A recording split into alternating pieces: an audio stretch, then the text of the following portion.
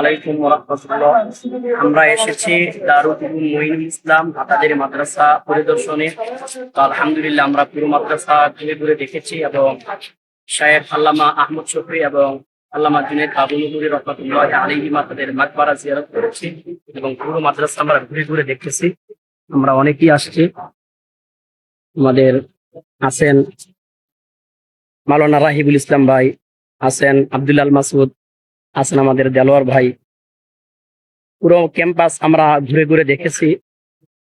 এটা হচ্ছে শিক্ষা ভবন।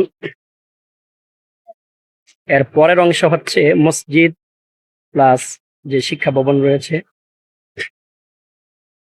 এই বিল্ডিং এর দ্বিতীয় তলাতেই থাকতেন আল্লামা শায়েখ শাহ আহমদ শফি রহমতুল্লাহ আলাই। আল্লাহ তাআলা তার কবরটা জান্নাতের বাগান বানিয়ে দিন। আমরা শায়েখের কবর জিয়ারত করেছি। এটা হচ্ছে পুরাতন মসজিদ।